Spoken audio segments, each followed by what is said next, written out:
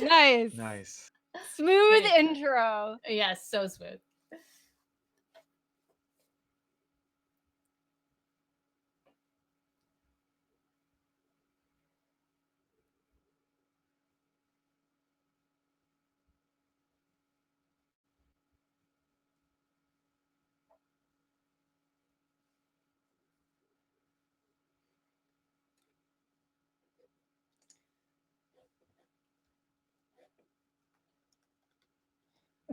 Yes. Huh. Thanks, Taylor.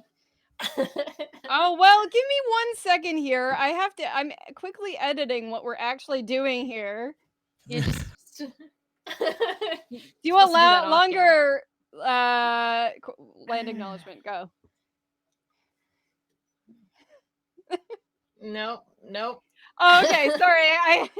The one we do at work is it actually gets quite long because it's like quite in depth, and a lot of times people like acknowledge where they are presenting from, which is pretty cool. I'm just updating our Twitch thing. Well, I mean,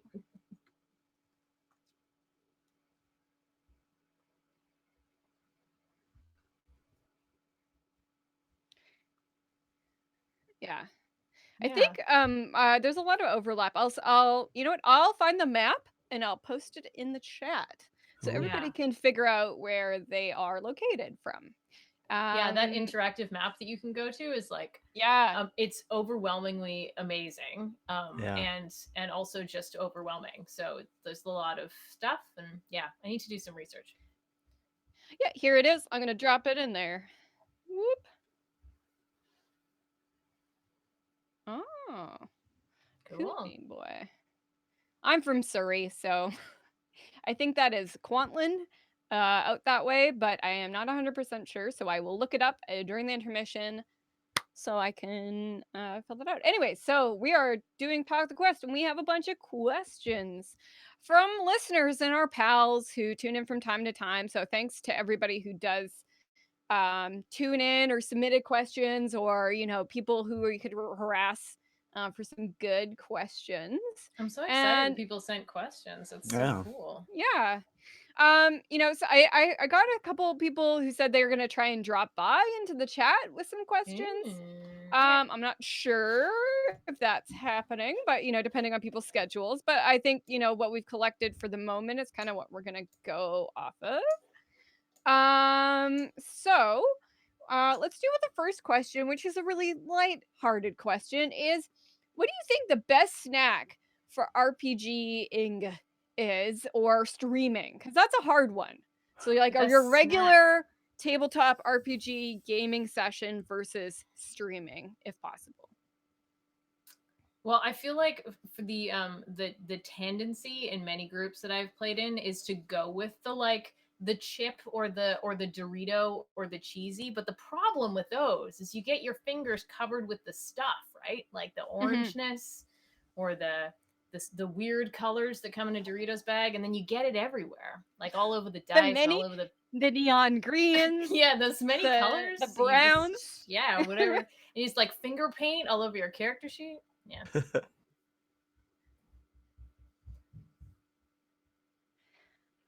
Yeah. Oh, you know what? definitely. A Yeah, I mean, friend there's of mine there's has a degrees, great but- hack. Oh yeah. A great chip hack. Yeah, chopsticks. She uses chopsticks. So my friend Frida always eats with chopsticks, and it's such a life-changing experience because then you're like a little raccoon going like Wow. Although I feel Yeah. like I wouldn't be able to get enough in my mouth at once. Yes, that's the key. I need fistfuls of whatever think- snack all Yeah. at once. And it Chips needs to be especially. continuous. Yeah. Yeah, the cheesy might work quite well for actually, because those are the ones that get really orange. But anyway, good snacks. Good snacks. What other kinds of snacks are there for? What do we got? Popcorn. Popcorn's my Popcorn's favorite a good snack. one. Popcorn's a good one. Salted, good old salty popcorn. It's got to be the classic though. It can't be the smart food cheddar popcorn, because then again you No. got this gross white stuff all over everything. You got the smart dust. Yeah. Smart dust. Yeah. Yeah. Yes. Just eat it like cereal. Yeah, definitely. Yep. Oh. I love wet popcorn. I just love those like the greasy little nuggets at the bottom of the bag. It just it just keeps it on there, Yeah. I kind of like the idea of like a wonton spoon, wonton soup spoon, Yep. which like this the real scoop that you can just dump it right in there. Mhm. That would be good. I mean, M&Ms are classic for me. Oh, yeah. Definitely the peanut M&Ms or the peanut butter M&Ms. Sorry, everybody out there who has a peanut allergy. But those ones Peanut are the butter best. M&Ms are the best. Straight they up are. because you can squish them. I like this. Oh. You can be like, and you can squish them and they get all squishy. I don't know. I like it feels good. It feels almost like when you're like popping bubble wrap. Just like, Wow, I think that might be a Taylor thing. I'm a weirdo, guys. I do like the peanut ones, yeah. Or if you're Mhm. feeling really wealthy, you can go for the almond ones. Oh. Ooh, she's a Sure. fancy lady. Yeah, yeah.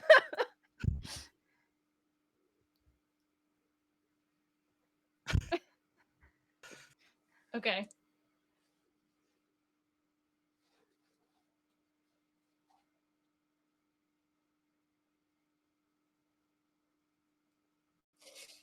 Yeah, those ones are good. Yeah.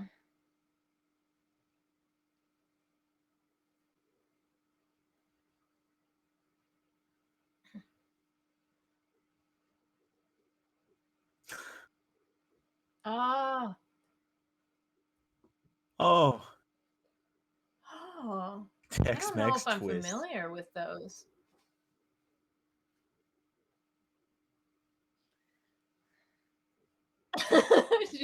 Chip. What? Wow. Wow. That sounds amazing.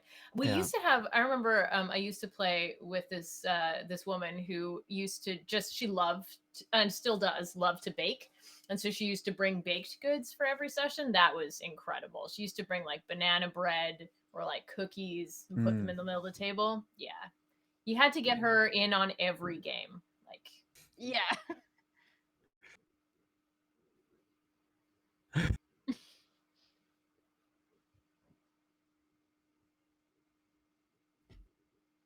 hmm.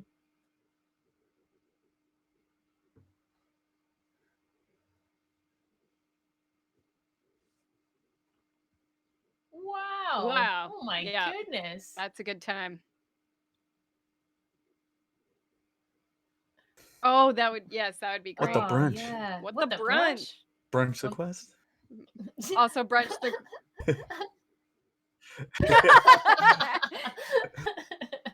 I think sometimes Yeah. I think sometimes we've ordered sushi with Adventure Yeah. EXE. That's been a thing because like that's kind of like everybody can sort of order the thing that they're into, which is kind of nice because some of us only like they pretty much only eat like vegetarian stuff, whereas I'm like, ooh, I need this sashimi right here and some eel and whatever. So that's kind of nice. It's a little bit of everything for everybody. Yeah. Mm-hmm.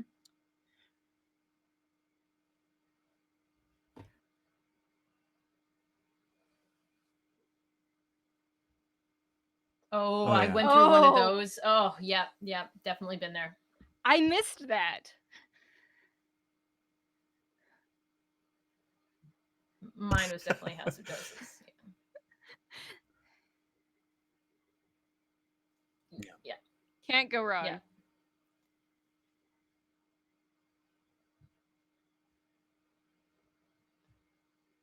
Awesome. Yeah. Yeah. They were open late too. Really late. Yes, I used to hit them up after karaoke at the British Ex-Servicemen's Association because they were open and 'Cause they're right open. when at like 1 or 2 whenever the British Ex would kick people out, I forget. And yeah, Yeah. it would be great because all I would have been eating is whatever bag of whatever bag of chips the British Ex had. But they also sometimes had microwavable meat pies. Anyway, House of Oh, Doses, great. wow. Whoa. Yeah, I went there one time and I was hungry. They had literally nothing, so I kept ordering Caesars if I remember correctly, which is pretty much as close as you can get to a meal in a glass. Yeah. Usually when I do sessions, so whether it's here or in the before times, I usually bring Smart Sweets. So I brought some to Ooh. show. Oh, I've seen those. Yeah, these are really good. I like tangy stuff, and they're like little gummies, and they're low Nice. sugar because I can't have that much sugar, so they're like not sweetened with sugar. So these ones Oh. are vegan and watermelon flavored. Those are my favorite. But when Awesome. we've been streaming,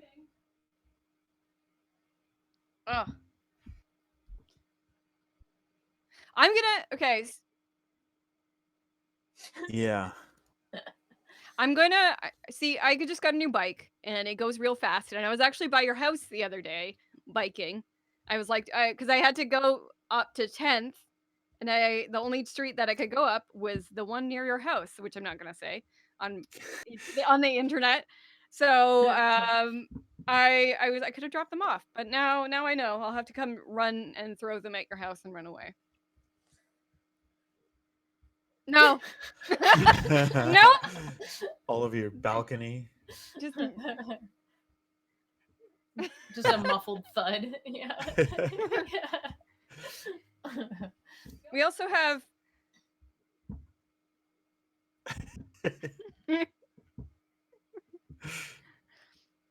they need to bring enough for everybody, or it's not fair.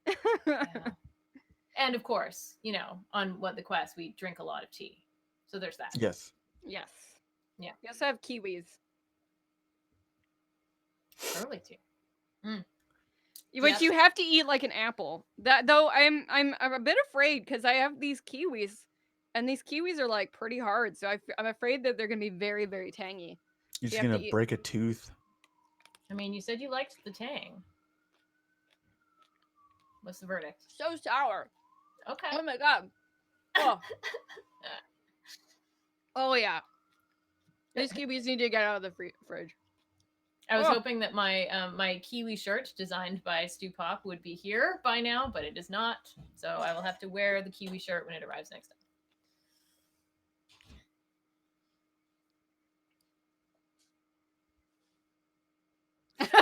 Nice. Yeah. Might have to get that one too. Yeah.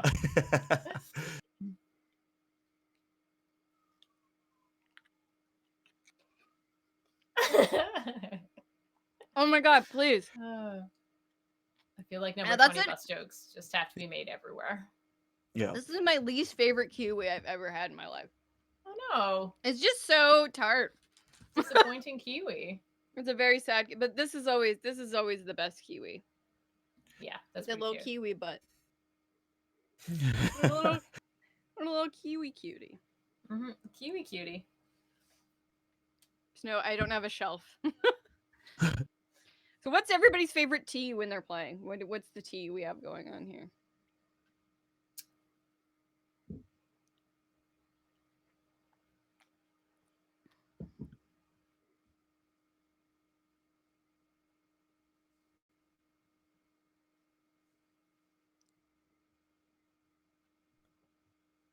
It's a marshmallow tea? Where's that from? Oh, okay. Ah. Cool. Ah. Sponsor us, Pucka Teas. Yeah.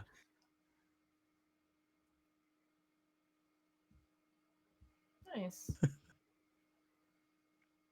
Yeah. Yeah. That's what we usually have. Yeah. We have a Yorkshire Gold in the house, and that's what I drink in the mornings. And Carmen usually drinks it for streaming too, because it's apparently the tea that keeps Games Workshop running.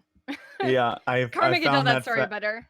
Well, I just found that fact that I follow a lot of Games Workshop employees on Twitter because I'm a big Games Workshop fan, and I saw them all making like jokes about how the community team pretty much runs on Yorkshire tea. It's like a brand, and so I had to have some. I'm not a tea drinker, so I don't know nothing about teas.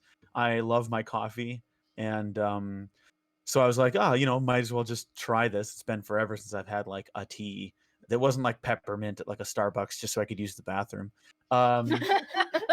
And 'cause I also like peppermint just in general. And anyway, so we got Yorkshire Gold, and that's what I have around the house, and I have some at work. And it's my standard go-to tea because I know nothing about tea, but It's I your like it. Games Workshop Solidarity tea. Exactly. Yeah. Is They it should is it a make their black own tea? kind. Yeah, it's just Yeah, an they orange should. pico. Okay. Yeah. They have their own beer. Games Workshop has their own beer, so they should have their Oh, own wow. tea. Yeah. What's it called? I hope it has a really cool name. It's Bugman's XXXXXX. Bugman Okay. is a dwarf brewer in the Warhammer universe, and Okay. his Sextuple X beer is supposed to be the strongest, possibly even lethal. And I've had it. I've had it over when I was over at Warhammer World in Nottingham like years ago, and it was good. It was good. I even bought some bottles and brought it back with Nice. me. I was living in Germany at the time, so brought it back to Germany with me. Cool. Very Very nice. cool. Very Yeah. nice. Oh, a bit of Very beer. nice. What kind of tea do you drink, Joanna? Well, I actually for Christmas I got one of those like hydroponic herb growers things with like the Oh, light. cool. Yeah, because I live in a basement suite. There's really no light. I can't have plants in here. They just all die, or my cat eats them. So I got this hydroponic grower thing with this light, and I had to hide it in my vocal booth, like way over there, because it's so bright. But it grows herbs like nobody's business. Like I planted basil, mint, and parsley, and within like 3 weeks, I had so much of all of it that I couldn't deal with any. Like it was just like beating back the bushes of herbs. So the basil I'm good with. I can definitely make enough food that has basil in it because I love it. It's really good. But the mint I was having a real problem with because like I don't know what to use mint for. So I just like chopped a huge amount of it Mojitos. down. And yeah, but I mean, drinking, I'm all alone here. Drinking Yeah. mojitos feels wrong. I mean, I need a party to drink mojitos. Mint lime soda, sans tequila. So I basically dried Or rum. all of it, and I made mint tea out of it, which is Nice. just mint leaf, crushed mint leaf, which I just like stored.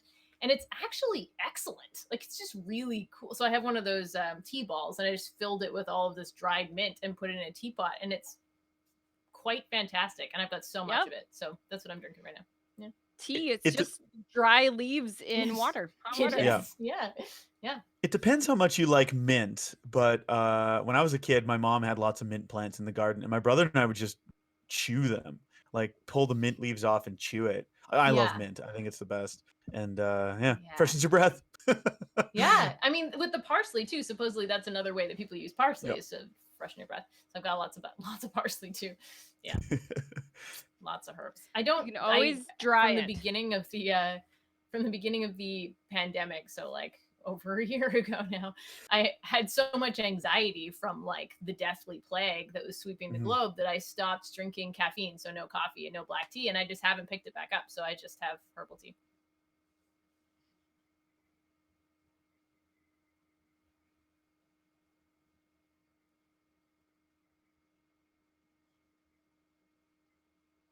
Oh yeah.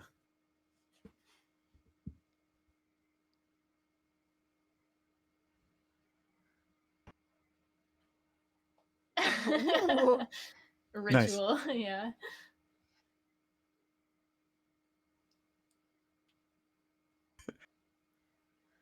I don't even. This is. What is that even? I don't even know. That's what that awesome. Pour over chat with Stu. Yeah. Yeah. Yeah.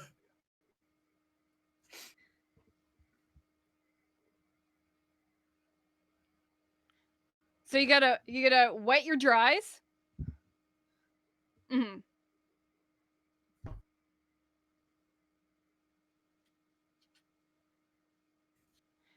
You dry your wets. 47.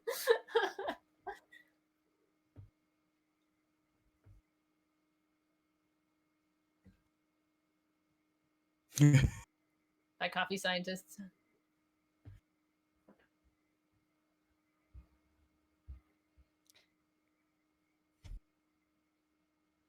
So you're wetting your dries again. So we got your wet your dries, dry your Wait, wets, question. and then we're I have back a to wet question. your dries again. I have a question.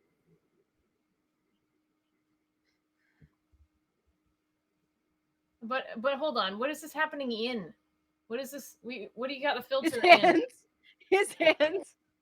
Oh, so you got like a cone. Oh, like yeah. So you put the filter inside the cone thing. Right. Yeah. Okay. Right. Okay. All right. Got it.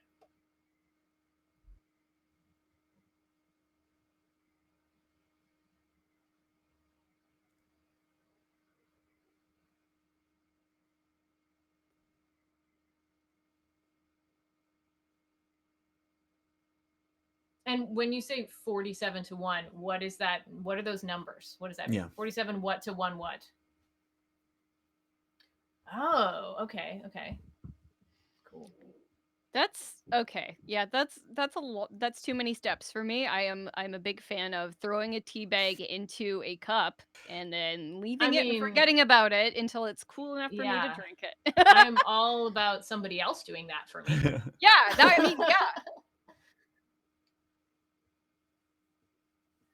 Yeah. Yeah. No, definitely. Sounds very zen. Yeah.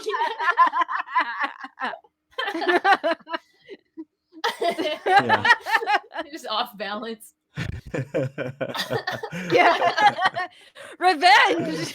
I love it. Okay, let's go on to our next question.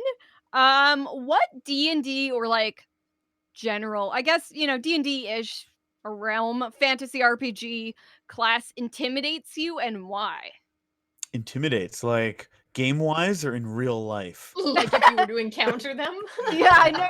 I think it's like what are you too intimidated to play? Oh. Well, I feel like nothing anymore because 5th edition is quite accessible, and most of the games that we've been playing are quite accessible. But back in the day, like, and not even really back in the day, I'm talking like 3.5 or whatever. I remember always being really intimidated by monks because they had like key points and stuff, and I was just like, I don't know what any of this. And they were always those characters that at low levels they were so easy to kill. Like they were really weak super early on, and you had to stay with them to actually make them get to a point where they were competent, and that always really intimidated me. I also think that monks would be slightly intimidating in real life. Yeah. Yes. I'm with Joanna. Same thing, actually. Now that you mentioned it, monks. Yeah, I don't think I've ever played a monk. Actually, I probably played a monk in 4th edition because everything was pretty much worked the same in 4th edition. Yeah, you just have like a card to read, basically. Exactly. And really anything with psionics. As soon as you have to bust out the psionic rules or a psionic book, I started with 2nd edition, and there was the psionic handbook. I just was over it. Give me good old magic. Yeah.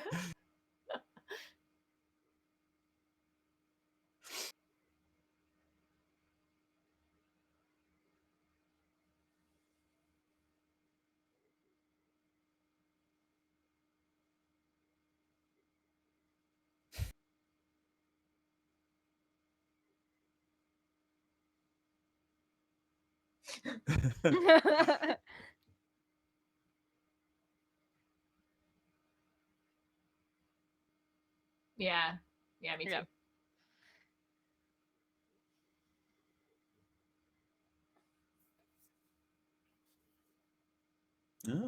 Oh, yeah. Yeah. Yeah. They're good. Yeah. I don't typically play characters that are like straight up body, like no body, all body, no magic. Even when I played fighters and stuff, I've always like, I did like an Eldritch Knight the one time. So I guess maybe I go towards maybe like magic players more. So maybe I will challenge myself for future games and pick something that's like, fighter, barbarian, monk, etc. So, though, Barbarians are so fun. yeah, I mean, it's totally fun. Like I've tried playing them before in games, and like I remember the one time we were playing, for whatever reason, I got invited to a game, and I'm like, okay, cool, I'll come to this game. And we were playing 5th edition, like a 5th edition. We were playing Strahd, but then they kept adding rules from 2nd edition just to like with the 5th edition stuff, and I was like, well, I'm familiar with 5th edition, so what is happening here? Or like, and then I remember telling Carmen about it, just being super confused. And it was like the one time I tried playing a barbarian, so maybe I have a little PTSD and I need to go back to it. But yeah, no, I'll maybe look at that again. Your DM was like, yeah, okay, so now we're gonna do Thaco. Yeah, I want you to save versus wand. Yeah. what? No.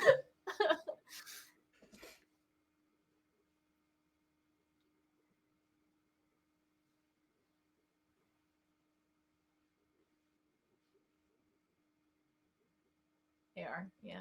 Mhm.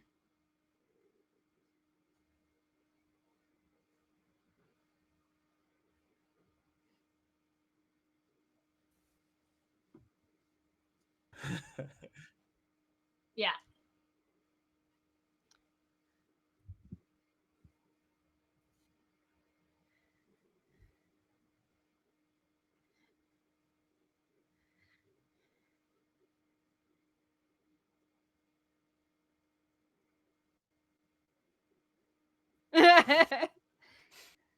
It's because you're used to being a DM, I think. Yeah. Yeah.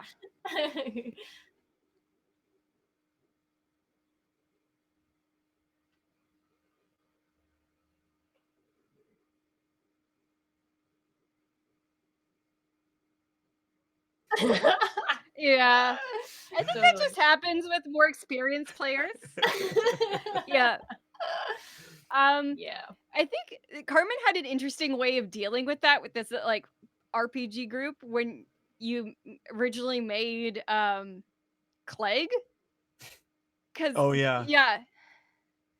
Yeah, like I played Clegg on one of the What the Yeah. Quest, right? Yeah, okay. Yeah. I Yeah. made him for a for just a home game a friend was running, and I thought it would just be funny to not be the party face and just be just some dumb lizard, and or not dumb, but like just can't really speak the language. Right. But for whatever reason, I think other people's characters weren't up to task of being the party face, so it was truly Clegg who had to lead everything. But With Clegg could that only speak. creepy voice. Yeah, I could only speak in one-word sentences. But then everyone would react to him like, "Yes, Clegg, that's very deep. I understand." And like, because it would have to propel the storyline forward. Yeah, it was really funny. Awesome. Can I ask everybody my own question? Yeah. What was your first ever character? Oh my god. First ever.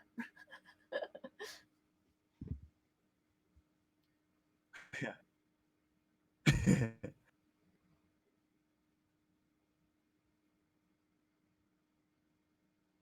Nice. How long did he live?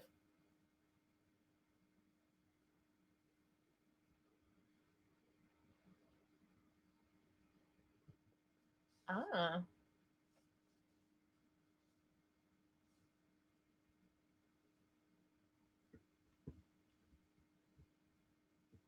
Oh wow. Speak about intimidating.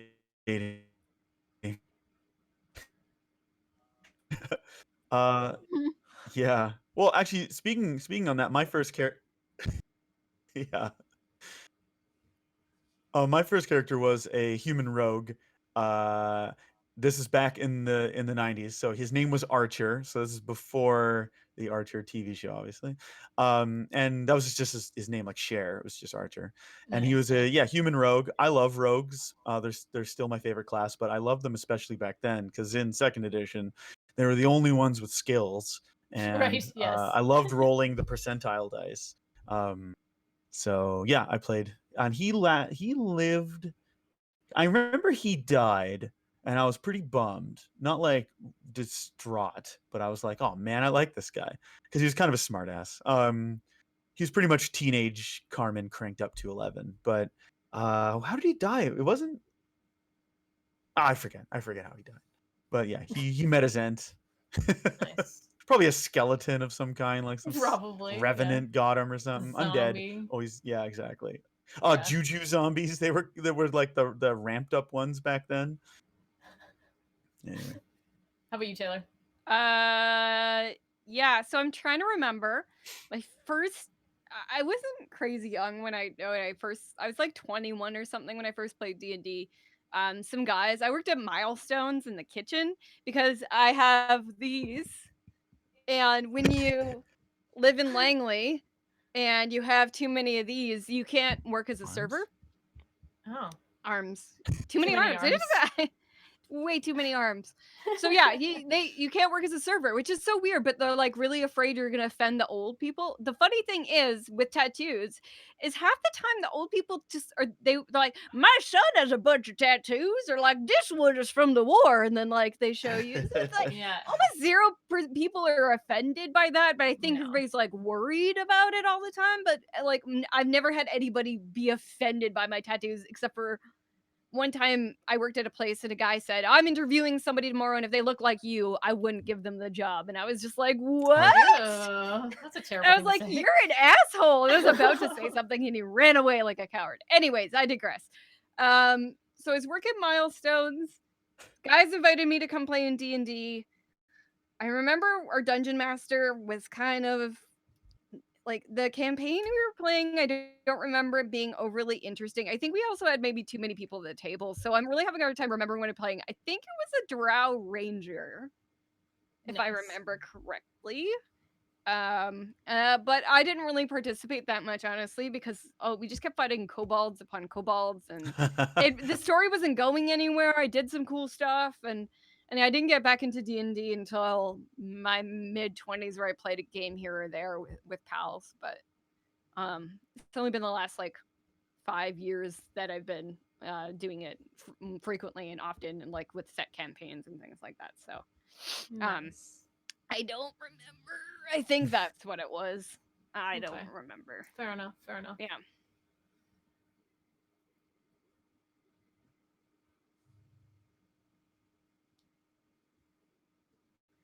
Oh, hey, it's Chucklesmith.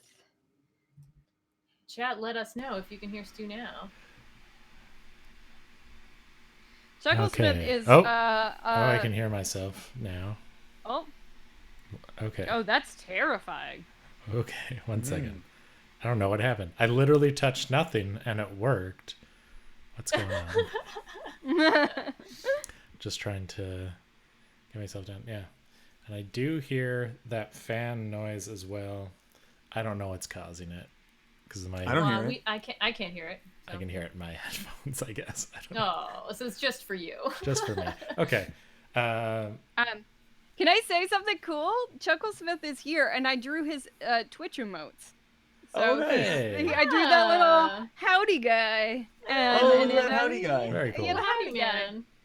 And I'm working on a couple other ones for him of increasingly fancier cowboy hats. So I'm working on that right now. Nice.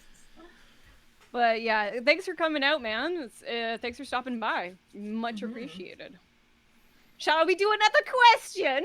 Yeah. I'll just recap all of my answers for everyone that couldn't hear me, which was basically Tex-Mex twist. Pour over again. Marshmallow, root tea, a whole bunch of stuff about pour over that you can just Google. And my first character was an elf fighter archer named Leos, who didn't die but only lasted one session. Mm-hmm. Oh, my first character, which I am going to tell you, because that's honestly why I asked the question, so that I can talk about mine, because let's be honest. No, I'm kidding. No, I had a dwarf ranger was my first character, a female dwarf ranger, and I remember being so frustrated at the fact that I couldn't find any female dwarf figures anywhere, so I had to mod one.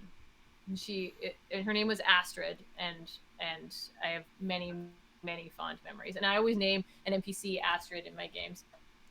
Aww. Cool. Yeah. Tear. Fond memory of that Astrid. I love that. That kind of gives me an idea for a question before we jump into the next submitted question. Is yes. As DMs, do you have any sort of reoccurring NPCs that you use like throughout your various campaigns? or like even just a name like Astrid. I think that's my only. Yeah, I don't usually recur characters. That would be fun though. Yeah. That name comes up a lot, but I don't really recur characters. When I was doing when we were all doing the DM and Dines, I would have I had a villain in the background of each of my games was unique and sometimes tailored to the group I was running for. But I had this villain in the background that was the mastermind behind all of the occurrences, What? and they all were somewhat linked. And he was an evil sorcerer named Voriatrix, and That is yeah. so thoughtful. Oh my god. I love that. Yeah. Here I was just running the same adventure every time. I know. I remember talking to you guys, and you guys, I forget if it was any of you or like if it was Eric or somebody, but marveled and was almost like, why would you run it like a new adventure every time? I just didn't like repeating my adventures because I don't know why. I was worried they wouldn't go well the second time, whereas like each new one I could almost riff on them and mod them as I saw fit. That's awesome. I think you were the best of us then, really. Oh, I had a collection of like 5 or so games that I would run through, depending on the level. Like, you know, I had a couple first levels, a couple fifth levels. I would always tailor like the very specifics to the group. Yeah, every time you guys say Taylor, I'm like, what? No, that's a word. and That's a verb. Taylor. Whenever I got bored, and it was definitely like a first level adventure, so if I had to do something higher, I'd do something different. Or if I had a group recur, which did happen, then I would like have to panic and be like, oh god, I can't use the same one. Yeah. I had a recurring Jedi in the many Star Wars games I've run. The same Jedi always shows up. Different timelines even, and it's always just this guy will show up every once in a while just to be like a quest giver at some point. Cool. But I think I'm going to retire him because I did get the chance to be a player in a Star Wars game, and then I made that Jedi, and then I played him, and then he died a super epic death. And I'm like, his story is done now. After like Wow. 20 years, his story is done now. I also like to bring usually this is if I have like the same group, so they're recurring, but sometimes I'll sneak it in there anyways. I like to have PCs from past campaigns show up as NPCs. Maybe not like the exact same character, but sort of like an homage to that character. Yeah, I'll do that sometimes. Yeah. I mean, if it's in the same world, literally some of the old PCs will be actual NPCs that are just in the world because it's the same campaign world. But other times, yeah, let's sneak one in there. Oh, bunch of the... Sorry, go ahead. No, I was just kind of You're done? making noises at the end of Okay. For a bunch of the DM and Dines that I did, I would start them in a tavern, and I would often, if I was starting them in a tavern, I would start them in the Spits and Ass Tavern, which is the Critical Hit Show tavern. And it would be run by Spitz Lubin, who is the wizard in the Critical Hit Show, who is played by Alan Morrison. So that would often happen. That's cool. Yeah. And then some people would be like, "Oh," and they'd know what I was talking about. It was very exciting. Yeah. And other people are just like, is Joanna a pervert? Yeah. Yeah. I would often not say the character's name. I would just describe the character, and people would get it, and then I would read the group. I'd be like, okay, can I use this name in this group? Yeah. The Christian Mothers Association comes and plays D&D to see what all the moral panic is about. Yeah. Uh-oh. As an aside, I never ran a DM and Dine, so I just ran the stuff behind the scenes, and then I left the company, so... Made sure that we... I was always a little tickled by the name Spits and Ass, because in Dungeon Punks, the 2 original pets are... There's a donkey whose name is Van, but there's an ass, and then we got a dog named Spit, so Spits and Ass. Ah, nice. Yeah. Cool. Okay, I have another question. If you had to pick a D&D class for yourself IRL, what would you be? And if you're honest about this, is like a follow-up part B. if you were honest about your stats, what would they be? So like, what would your dump stat be? I mean, I get cold really easily, so con is probably my dump stat. I'm also kind of bad at common sense, so I feel like wisdom is also rather low. But what would you think your class would be My IRL? mm, You are an actor. Probably a bard then, I guess. Yeah. Hmm. I mean, it would be pretty fun to be a bard. They're kind of jacks of all trades, which I do sort of think of myself as I have a million jobs and do a million things. So yeah. Not really, really excellent at anything, but pretty adequate at most things. Yeah. Yeah, I think as a creative person, I'd probably have to go with Bard as well. Or like a rogue with lots of knowledge skills. Dumpstat probably whiz as well, wisdom. I think I'm have too much manual dexterity to make dex my dump stat, despite being clumsy. As Carmen witnessed yesterday, my dump stat would be definitely dexterity. Oh yeah. I feel like you stumbled quite a bit, Taylor. Yeah, well, my Only joints just reading your feed, I feel like. Yeah. It's true. Some of it has to do with the arthritis. I have like unstable joints, but some of it's just like naturally being clumsy. So yeah, I do fall a lot, which is its own thing. But like yesterday, somehow I managed to like open a thing that had dog treats in it. But doing so, I somehow shook it, and then all the dog treats went flying. And Carmen was playing his D&D game, just like crying with laughter because it's like, how? How did this happen? And I'm just, I drop things. I'm very clumsy. So I would say Dex. And then I think instead of saying Bard, Carmen, I think, said one time that it's kind of funny that I'm kind of like a sorcerer, was it? Because my abilities are somewhat innate, and you're like a wizard where you have to study your things to learn them. So I guess a sorcerer, and I'd probably be a dwarf because I'm small, Norwegian, and I can maybe grow a beard. So that's my, yeah. Dexterity is definitely my dump stat. Maybe strength too. I have a hard time opening jars. If we're doing D&D races, probably half elf then to represent the like partially Irish, and I'm tall. If we're going like elves are tall, maybe not the shorter elf version. Let's go with Tolkien elves. Be all tall. Yeah. Right. I mean, I eat probably 5 or 6 meals in a day, so I could go for a halfling, I suppose. How hairy are your feet, I guess, is the question. See, I was just going to bring that up. And it's none of anybody's business. Money with that. Yeah, I'd probably go rogue just because but I can't break into stuff or climb. So you know what? I'm just gonna go wizard because I like reading. I like Taylor said, I always need to before I do anything, I always need to research it and figure out the best way to go about it. And I'm like, let's just do it and see what happens. Yeah. Oh I'd probably go human. I hate research so much. I'm a very human individual in general sense. I mean, if you take that whole I like to think of in Star Trek they're always talking about what it means to be human, and a lot of this pretty describe me of just a bunch of frailties but full of ambition. And then right. human wizard. And my dump stats strength. Yeah, exactly.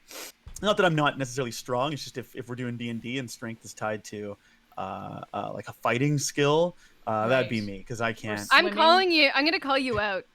What? Your dump stats Constitution. Oh yeah. Oh well, is it because I'm horrendously lactose intolerant and no, and extremely squeamish. You.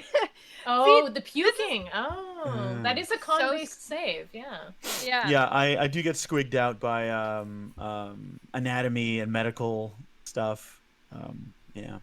Someone was telling me about a procedure they had to go through. I won't get into it, but over the phone at work, someone I knew who was also a customer of the store, and I was like, "Hey, how's it going?" And he told me all about this medical procedure he's going through, and I could not get off that phone fast enough. I was like, Slowly going oh, green.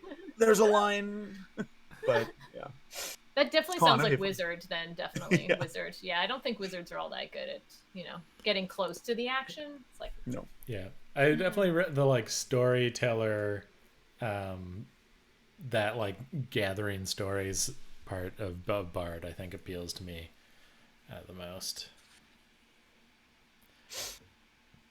and I like performing in front of people too. I don't do it as often as I used to, but So we don't have any meat shields in the party. We have 2 bards, a sorcerer, and a wizard. We are gonna die. I mean, I'll Although go Bard's Valor very Bard. precious. I will use the fact that Yeah, I'm just bards a are pretty, large man. yeah. I'm a large lad. Yeah. I'm a tall man. Yeah. Yeah. And I'm a Tall, large. halfling, so I could do the rogue bard type, like the sneaky. Yeah, I could do that. Sure, Yeah. I'm pretty good. I'm pretty dexterous. Now I'm a gnome. And then you guys in the back just fire spells. Yeah. Pew, Yeah. pew, pew. Pew, pew, pew, pew, pew. Yeah. We had some hard. So it's so funny because I went on Discord and I said to one group and another group, and I said, help us come up with some extra questions. We've got a couple here or there, but just reminding people like, hey, questions, send us questions. And so we got a bunch of like really nice, silly ones from the Adventure EXE Discord. Great, I love it. Thank you. But then my friends, who sometimes tune into the show, Shovel Shark especially, they all submitted these like deep, thoughtful questions, and I'm like, you guys are being. Oh no. It's like that meme with Marge. Can you guys just chill out for a second? Jeez, kids, lighten up. Well, we went through some light stuff, so we can. Yeah. Yeah, we this can is good. hopefully Let's get handle into some- it. Yeah. Well, you know what? Let's take a break, and then we'll get into the nitty gritty. All right. Deep Okay. Yeah. Dive into some shit. Sure. Yeah. Ooh. All right. Yeah. Let's go for a classic TNP, and we'll be back in like 5-10 minutes with the hard questions. The difficult questions. Okay. The really thinky questions.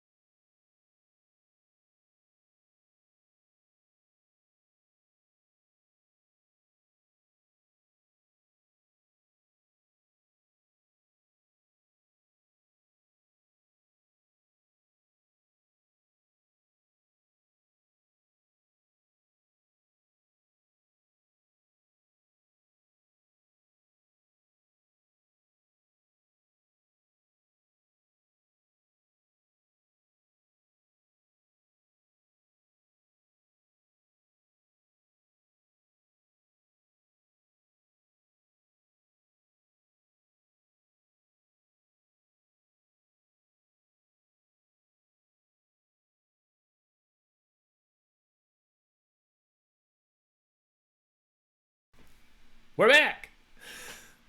Hopefully We're everyone back. can hear me. It looks like Yeah. you can, based on my audio thing.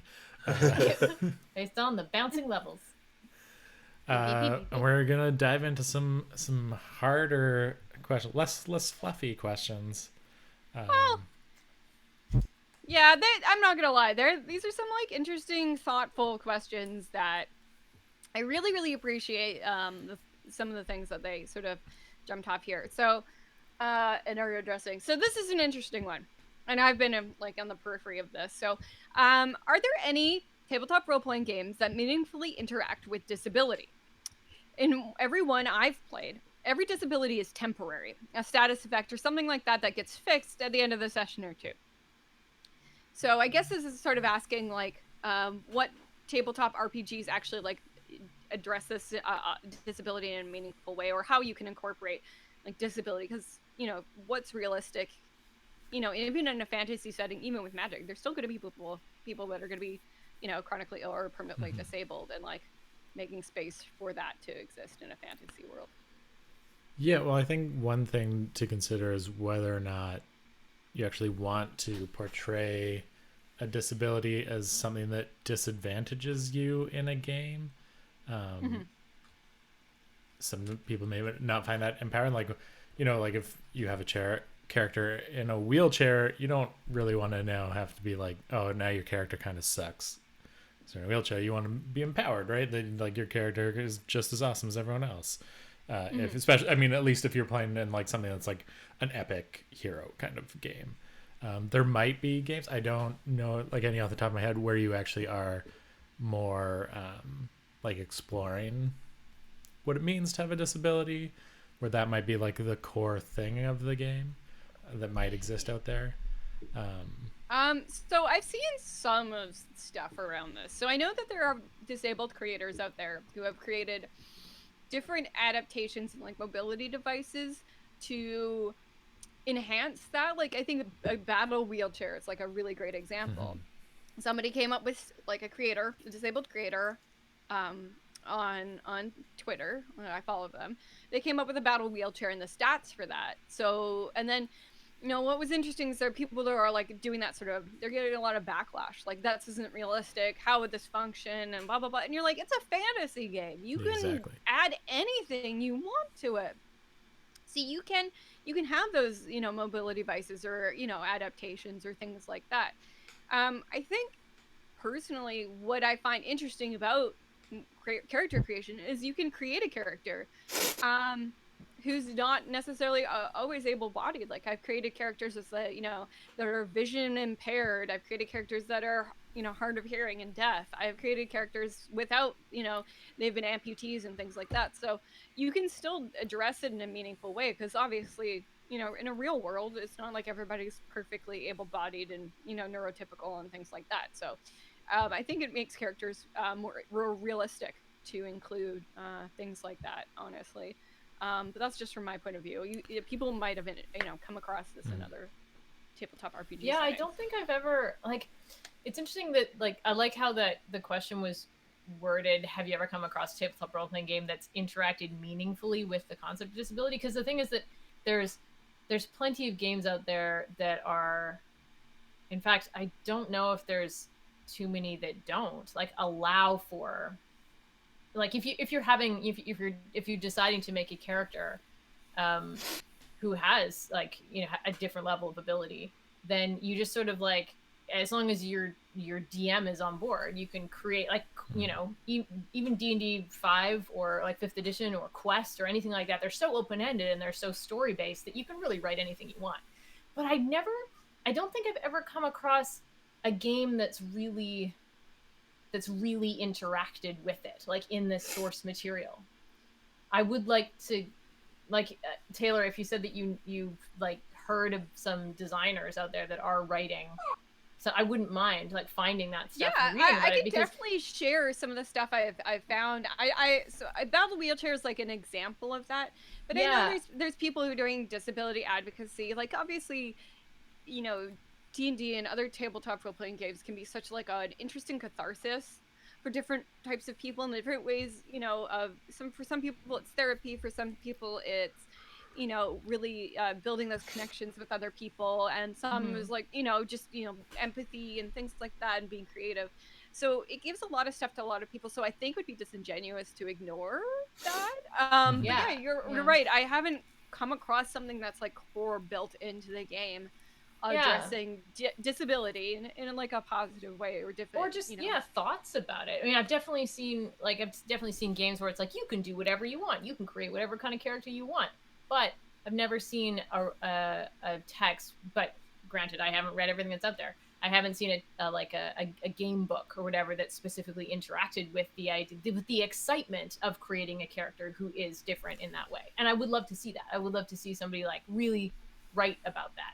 And I don't think I Yeah, have. I mean, I think the only thing aside from like Taylor said, what disabled creators are creating for themselves, and like officially published materials, or like Yeah, I've really only seen things where it kind of interacts with disabilities in a negative way, where it's like yeah, you now sure. have a permanent negative stat. Yeah, Older versions of Cyberpunk where you literally were like losing humanity if you had prosthetics, Oh, which I yikes. think wasn't necessarily. I don't think that was made in mind of like engaging with it from a disability perspective, but it had that unfortunate unintended side effect of saying that, Yeah. right? hmm I mean, that's an unfortunate case in a lot of terms, is if you don't have accessibility as something that's sort of front of mind, then it Yeah. becomes a thing that's yeah, that where you totally miss it, and you know, you end up doing something extremely ableist. Because I mean, people try and are, I always, you know, as a disabled person, I'm learning, you know, as I'm talking to other disabled folks, that it becomes a thing where, you know, people are like, you know, let's do equity and let's do diversity, and you're like, okay, good, we're on board, yes, and we're being inclusive, and you're like, yes, yes, yes, and they're like, and we totally forgot about accessibility, and Yeah. because it seems like it's somehow still acceptable, like, you know, and I, don't get me wrong, all those other things are extremely, extremely important, but it's like the cousin that gets forgotten with you know, being inclusive and equitable and things like that. So it's definitely something that I think hopefully people will start when they're, you know, devising their RPG. You know, let's be inclusive to race and let's be inclusive to sexuality and things like that, and not, you know, build something like, you know, inherently racist. But I hope that eventually accessibility becomes part of that Yeah, I as well think, more. if you're creating something like that, I think it's important to have, cultural consultants and accessibility consultants, like bring people in. I mean, assuming that you're also not going to bring, if you're just doing it like just one person, bring in those consultants. I mean, the ideal thing would be to have those people on your writing staff so that you're not just getting someone checking your work, you're having someone that can meaningfully contribute Yeah. in that way. yeah. So it's not just someone Uh, making sure you didn't fuck up. It's someone that can positively contribute like their yes. experiences and Yeah. stuff to. And I think that creates a much different and more positive kind of thing. And I'm sure I'm not aware of one, but I would be shocked if there wasn't like an indie game out there that does Yeah. engage with this in some sort of Yeah. meaningful way. Oh yeah. Yeah, Carmen, me too. I feel like I'm ignorant on this front. I need to find that stuff. Carmen, you deal with so many different RPGs. Can you think of anything? Because you've seen everything. You know, can you think of anything you've come across? Yeah, I don't remember their names. There was a bunch that were on Kickstarter, or bunch. There was like there were a few that were on Kickstarter.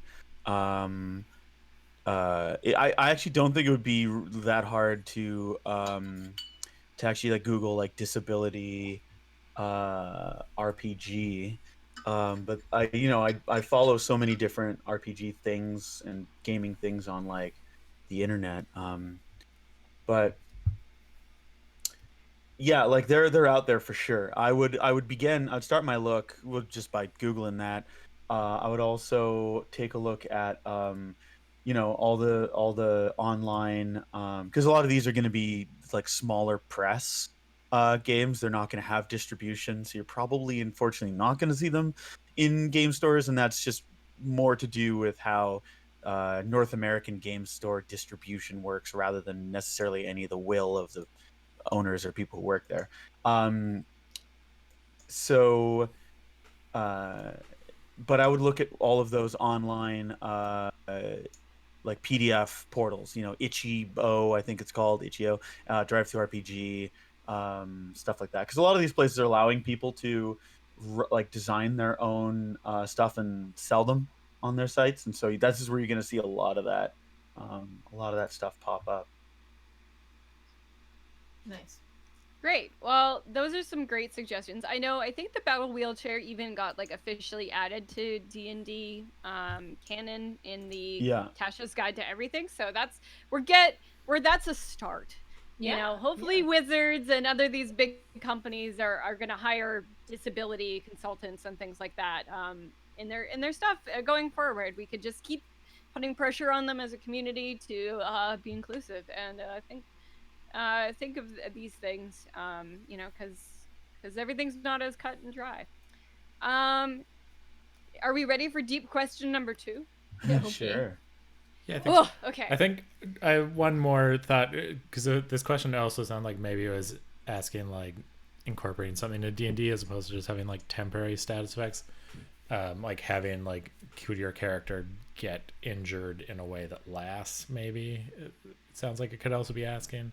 I think that's more of a just like have that discussion with your group. If that's something you want to include, I'm sure you could figure out ways to include it, but I definitely wouldn't spring it on your players in case that's, like some people might want all the effects to just be temporary, as like anything that may touch on like delicate subjects. Have that conversation ahead of time in like a session 0. Make sure you're using appropriate safety tools. You don't want to trigger somebody. Not that disability should be triggering to somebody, but the act of the however that is applied might be triggering to some people. So definitely be considerate of your fellow players and your dungeon master. I agree. Okay, next question. Next deep question. Something I've always wondered about is best practices for building relationships between player characters, either during character creation or like a session 0 early in the campaign. So they're kind of thinking of like, what's the best way to build like an authentic party connection before the game starts rather than within game. It sounds like, right? Either or. It says either during character creation or early in the campaign. So it could be, it doesn't have to be like before, but it can also be early. Yeah, maybe either. Actually, I was reading, I forget what article where it was from, but it was talking about how it's funny that a lot of times people will come up with these very long epic backstories for their first level character, when it should almost be like the early levels of like a prolonged campaign should be the story that the person's telling. And so I think that would be maybe forming those relationships over the early levels if you're playing like a traditional level based RPG like that, because then you have the storyline that the game master created being the catalyst for your interaction. But like a session 0 works just as well. I think it's important to create that sort of bond between the characters no matter what, because you're all playing together. But I think either one would work.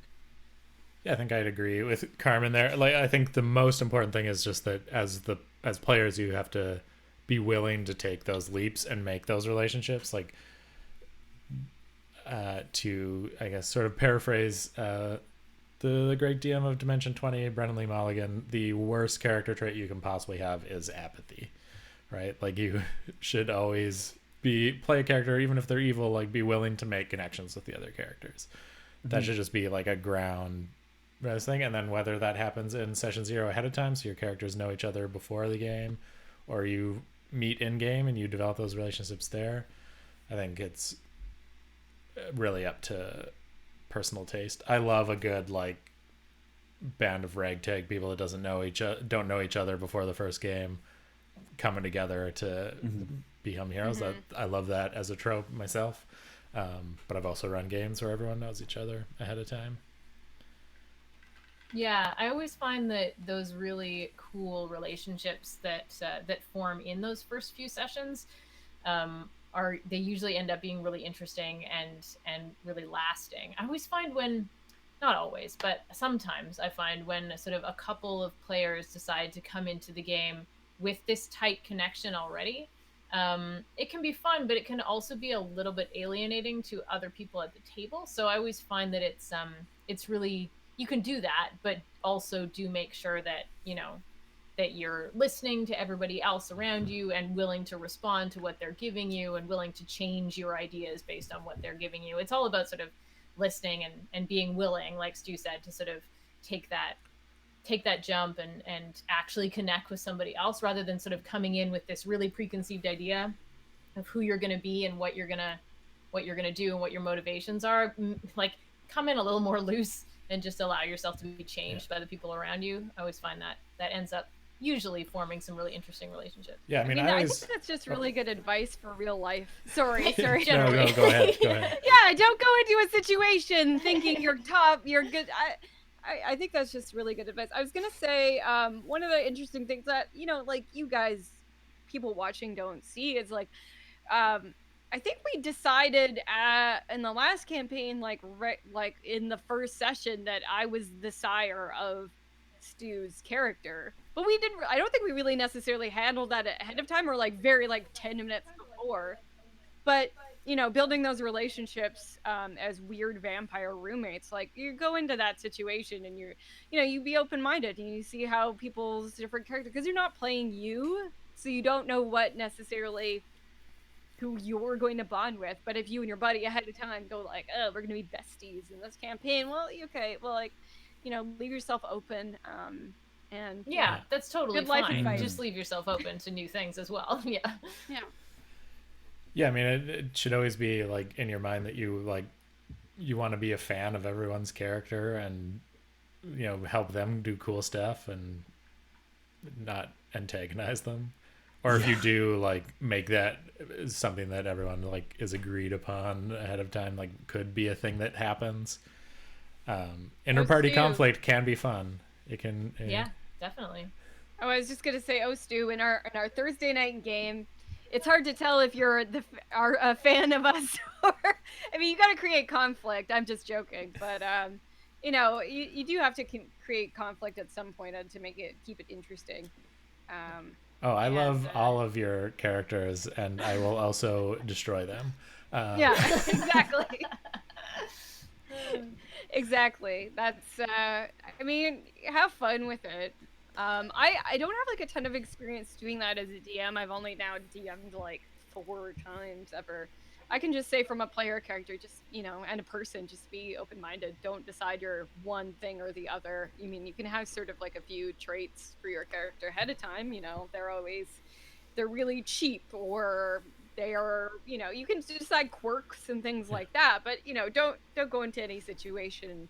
And you got to play off other people. It's just you got to yes and a lot of things, and you just got to be able to work and build a story collaboratively, work with other people. So I don't know if I have any advice for this. I can't think of a single character I've made that hasn't changed somehow by session 2. Oh, totally. Oh yeah. No matter how fully formed and solid of an idea I have going in, there's always something playing off other characters that will change slightly.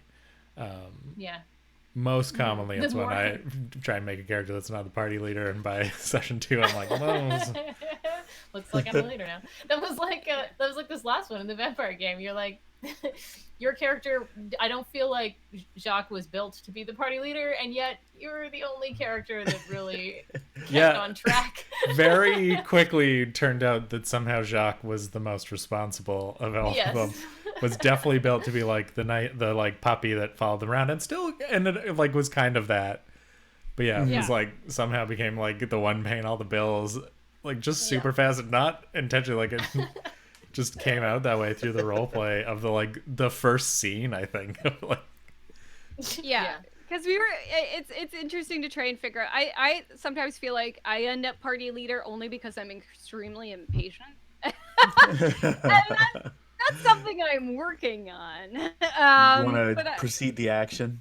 yeah, I don't. It's not like I'm forcing. I don't want to force things along, but I feel like to keep things interesting. Even as a player, I'll be like, and then what happened? But yeah, gosh, that was a great example of just making sure, because I went into that and I didn't know what Ingrid was gonna really even be, and it became really funny. I just sort of we had watched a lot of What We Do in the Shadows, and my idea was like just really old and out of touch, so it's kind of like she could be the leader but she doesn't know what the fuck's going on, so she kind of took a backseat to all the people who actually knew what was happening. So yeah, don't go too prepared, and have fun with it, I think. Make a plan. Yeah, then throw I think away the on that plan. point, I don't think Yeah. anyone would That's what I do. have. No one would Make have. play. I think if Ingrid had given an order, I think everyone would have followed it. Probably. Like she was kind of the leader in that sense, but Jacques was definitely like Ingrid's number one, who was like handling all the stuff to make sure everything ran smoothly. Yeah. It's kind of like Nandor and Guillermo from What We Do in the Shadows. Guillermo's is like familiar, and Guillermo makes sure that they don't end up in stupid situations. So yeah, I appreciate that, and I appreciate when people are willing to play off other people's strengths and just do ridiculous shit. I think it was really fun when we played Monster of the Week, when I ran Monster of the Week, and Joanna's character was just this old ass demon who hung out with these teenagers and made sure that they didn't die. Yeah, See, that was a really lot of fun. Yeah, I didn't really know how that character was going to go until I realized I was surrounded by children, and I'm like, oh, this is how it's going to be. Okay. Yeah. That was another one where I made a character that was intended to be more of a support character, and then by the end of the first episode, I was taking charge. Yeah. I think especially yeah, like the there way was a we reason. build our characters, we kind of go off and do them on our own. So sometimes Mm-hmm. you're imagining like this character will interact with the party this way. Like, yeah, I'll have some fighting, I'll have a spear, some fighting skills, but I'm not going to be like the main fighter. I'm going to get some like support magic-y stuff. And then you get in and everyone's like, none of us can fight. And I'm like, oh, like, Yeah. okay. Yeah. I'm spear person now. Yeah. I think it's more fun that way, because then you just have to deal with the cards you're dealt. Definitely. Yeah. Yeah. I absolutely I agree. feel like yeah. I feel like I very rarely fall into the role of party leader. I think that's just like, even when the character is built in such a way that they probably should be, like that character in Monster of the Week probably should have been the party leader, but they didn't end up being the party. Like it's just not a role that I fall into, which is interesting.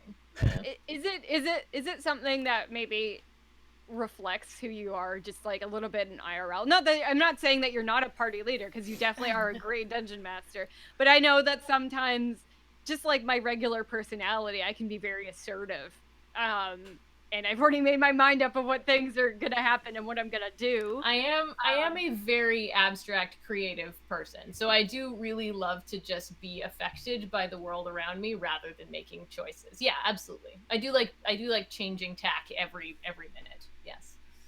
Yeah. I I'm like, do no, like we're going being this in way. charge. Okay.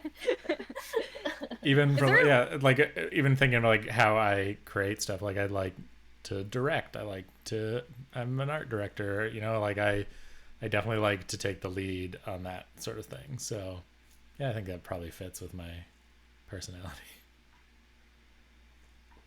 Yeah.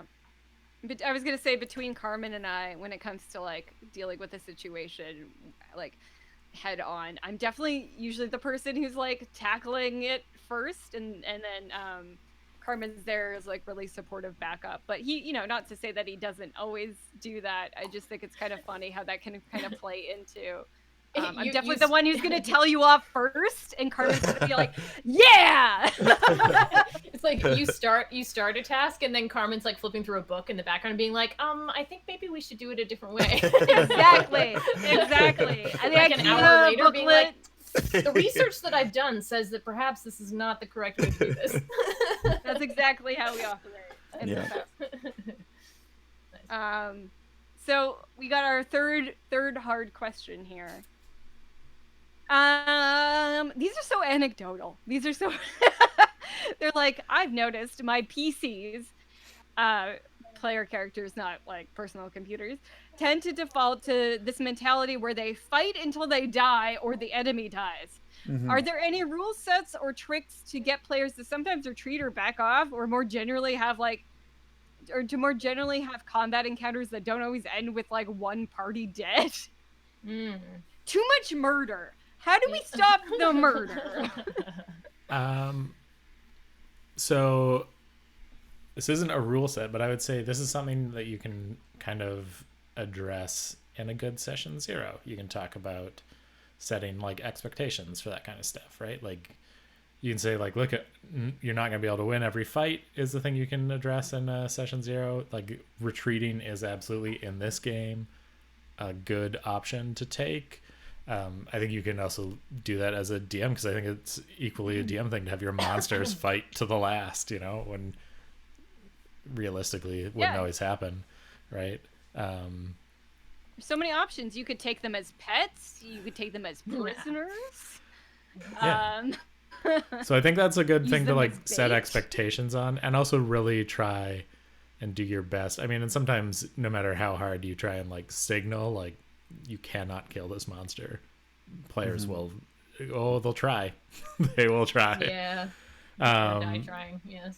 So, and I mean, sometimes you can even, I mean, it comes down to it. You're like, hey, this encounter isn't about killing this monster. This is a like chase escape encounter. Like that's what, sometimes it's okay to do that. Like it does break immersion a little bit, but if you're playing with your friends, like sometimes just that's doing that expectation setting so they know what game they're playing really is helpful. And I think there are systems that I don't know if they like specifically or like have mechanics for like don't fight this thing, but it's for like how deadly a system is. Like I think if you're playing something like Blades in the Dark, getting a knockdown drag out fight, like just the way that system is built is about the worst idea you could possibly have.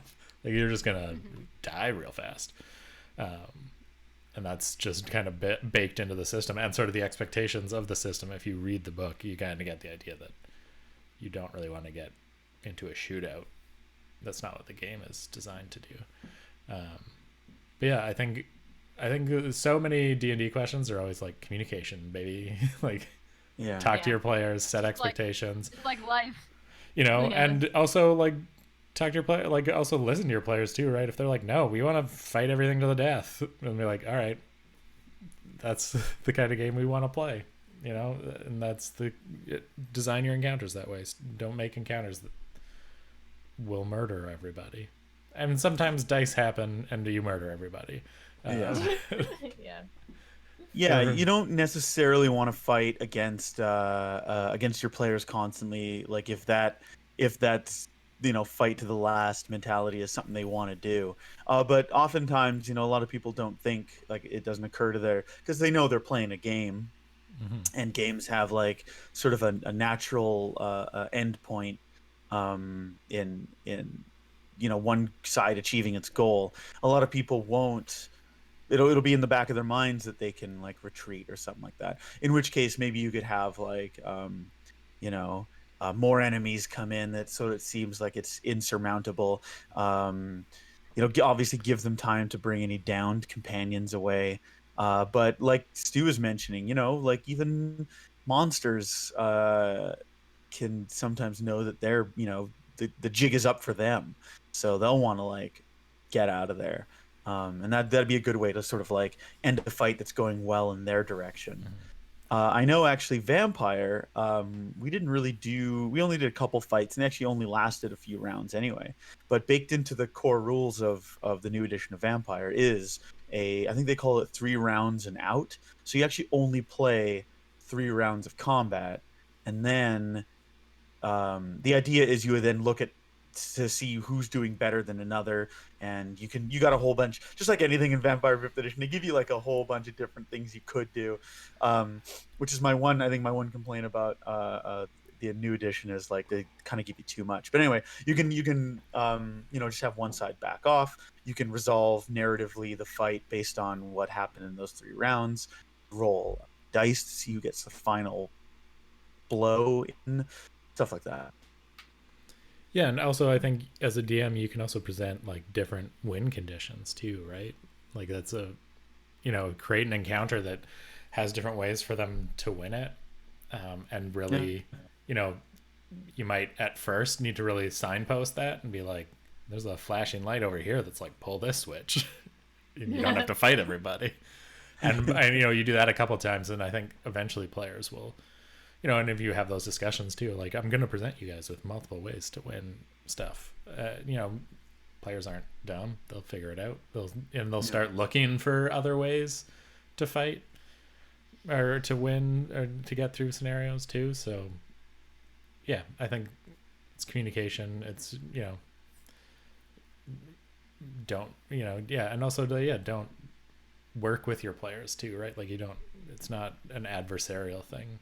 Don't try and force them to run away if they don't want to run away. That's not the kind of game they want to play. I'll say if they're first level, you throw a big ancient red dragon against them, players will run away. They'll figure it out. Yeah, hopefully. Yeah. Have it. If you want to do it like in just an encounter, have a like big monster kill an NPC that they know is really powerful. The dead NPC. That'll get the idea across. One hit. Yeah. Mostly players get it. After something like that, you can be pretty obvious about it, or or just I often find too that just tone, even they'll be like, all right, I swing my sword at the ancient red dragon, and I'm like, what do you get? And they're like 18, and I'm like, you miss, and I don't even look at any numbers. It's just like no. Actually, I ran one like variation of my like one adventure for the DM and Dine stuff. I did have an ancient red dragon. It was mostly like because I wanted them to have like they had players that were like rogues and stuff. I wanted them to have like options to like try and stealth past it. Like there was a lot of opportunities for them to like not fight it. And then they did dumb PC stuff, and they had the dragon was like coming to attack them, and then definitely like some of them ran away. 2 of them were like, "We want to make a stand." I was like, this is suicide, right? And they're like, yeah, we're gonna go down in a blaze of glory. And I was like, all right, this is the most fun I've ever seen people have getting absolutely obliterated by a breath weapon. Oh my god. Yeah, I often find that one of combats I struggle with as a DM, just because it's like I feel like I've had to learn a lot about how to make them interesting for me. They have been my least favorite part of the game. I love the storytelling. I love the relationship building and the travel and the skill stuff and the puzzles and all that. I love all that stuff. But combat has always been hard for me. I always find it kind of a slog. And one of the things that I have found makes it better is giving my bad guys or my villains or whatever more depth and more characters, so that they will choose a different option sometimes. So they will run away, or they will at a certain point they will try to negotiate or something. Like I will make them more human. And then sometimes when my players see that my villains are like that, they start to think of other ways to get through a conflict rather than just smashing each other until one of you's dead, because it becomes boring for me after a while. Yeah. Totally. Well, that's all we have for hard questions. If we have any questions we want to ask among, so those are the 3 hard ones. I know there was another one that was just specifically for Joanna. Oh. There was one that was, how do you have time to come up with cosplays before each thing? I need to know this time management strategy you have, because I have no time management. Yeah. I mean, I just really enjoy it, I think is the most important. I didn't actually do it for the last game, because we did our personal self-portrait. So I had my art piece, which was my self-portrait of my character. So I didn't do. That was so good. I want us to keep doing that. Yeah, that was fun. So there's less pressure on one of us to do the art stuff. Yeah. They do it very good. But I thought it was fun. I thought it was a lot of fun to do an art thing. Yeah, that was really fun. Yeah. Yeah, certainly took the I- pressure off me to have to do 4 portraits. Sometimes Yes. during the day on Tuesday, I have done them. Yeah, definitely. I usually just try to like find time on the weekend before. I during the beginning of the pandemic, Ellen, who played in the vampire game with us, and a bunch of other friends and acquaintances, and we used to get together every Sunday when we were all in lockdown. So it was sort of March, April, May kind of time last year, and every Sunday we would get together and just be on a video call together for 3 hours and just play with makeup and hair and stuff. And I've never really been a makeup person, but I was like, well, I don't have anything to do, and I'm lonely and isolated, and so yeah, let's. And so it was just basically like playing with face paint.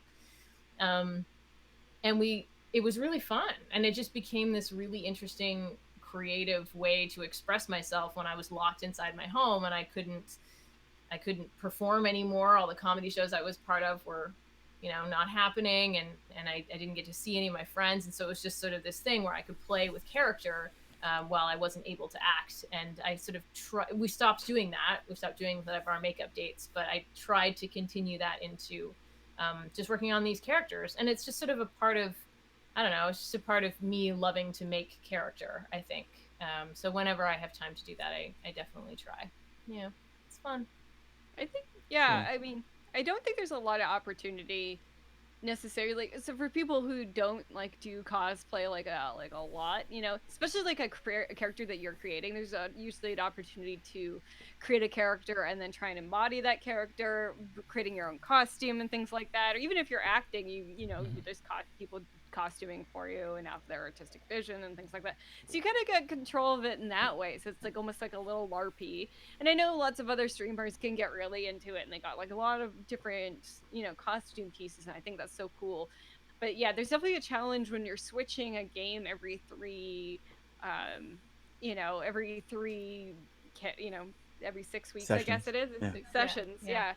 Within 6 weeks. So you have to, I personally did some face paint for when I was Pickle, and I have like a robe, because I think that was one of my favorite characters. So I gladly play Pickle again.